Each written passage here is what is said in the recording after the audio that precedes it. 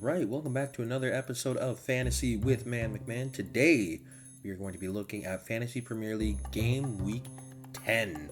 So we'll go over how my Game Week 9 went. It was not bad. It was on the lower, it was below average.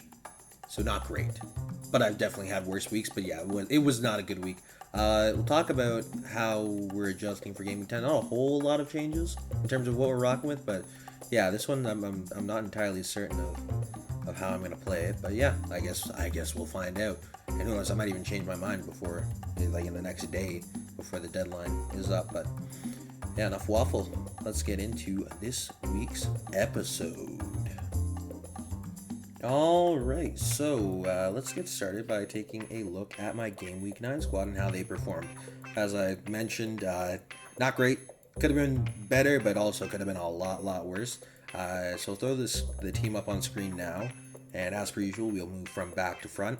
Starting with Ramsdale in net, so close to being the perfect fixture for him, and then he needed a late goal allowed, and it happens. You live with it. My backup goalie was Sanchez, and he only got an extra point, but every point counts. Yada yada yada.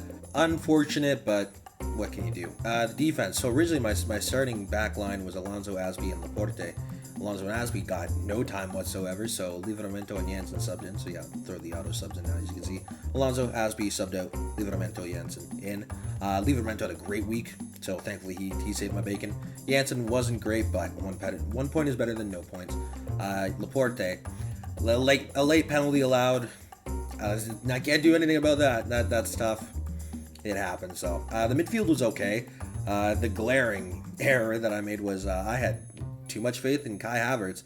How does your team put up 7?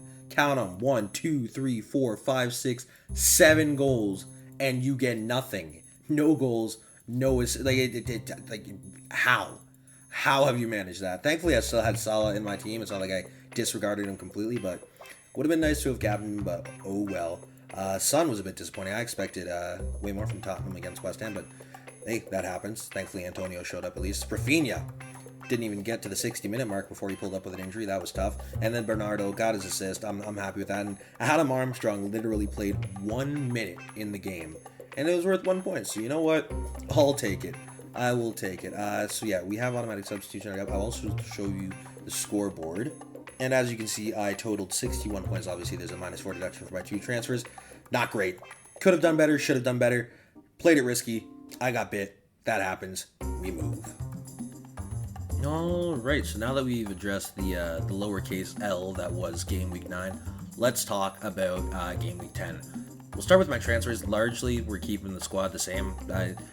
It's a combination of I like the squad, or it's just I don't know of a swap that would be worth the -4 deduction. So the only swaps we're making are we are bringing in Trent Alexander-Arnold and King in exchange for Aspi and Mopai. And the reason why is I wanted Alexander-Arnold for this matchup. That was purely it. And the way I had to do that to make money match was I would have preferred to have transferred out Alonso, but he didn't cost enough to make that transfer work. So, and I also wanted to hold on to Adam Armstrong and Antonio because Southampton is now going to be missing Broja for this week. So Armstrong should get some good PT up against Watford, and who knows what can happen there. So yeah, those are the transfers. Let me put the whole team on screen right now. I'm back in Ramsdale against Leicester. I mean, between Sanchez against Liverpool and Ramsdale against Leicester, it's 6 of one, half a dozen of the other. It's not going to be a good matchup. If either one managed to keep a clean sheet, that would be a bit of a minor miracle. It'd be a miracle for Sanchez, a minor miracle for Ramsdale. That's why I'm going for Ramsdale. I think a clean sheet is more likely against Leicester. The shots are going to be plentiful on either side. Backline: Alonso, Alexander-Arnold, and Laporte.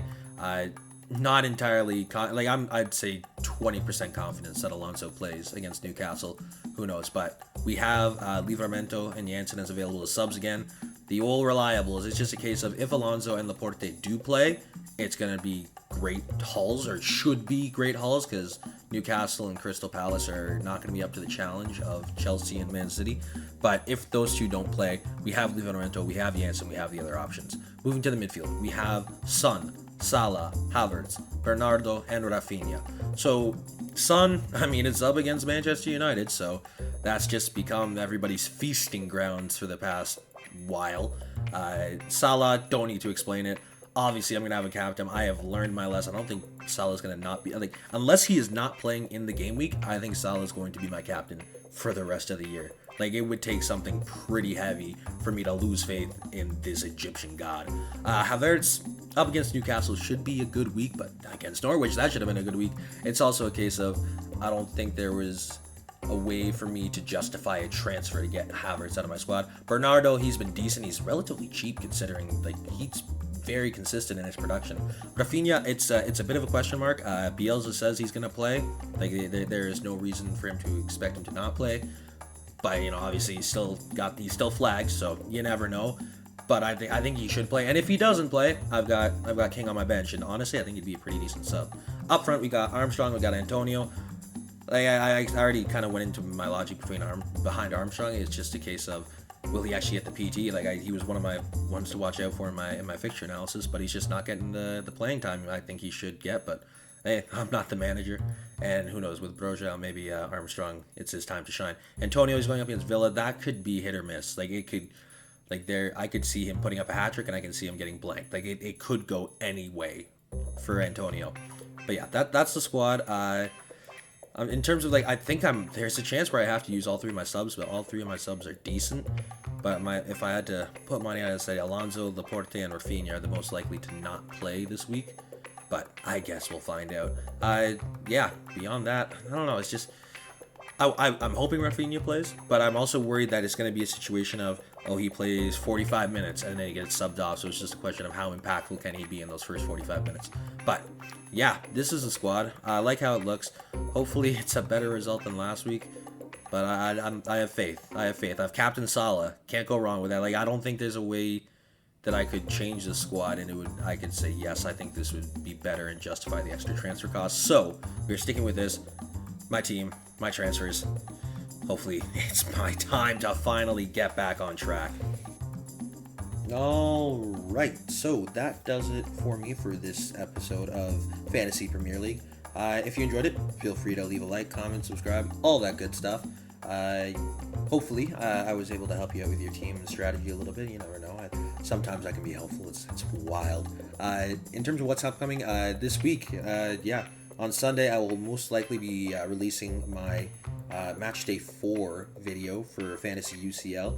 My Fantasy UCL career has been better than my Fantasy FPL so far, and yeah, it's been a lot of fun. It's been enjoyable because UCL games, anything can happen.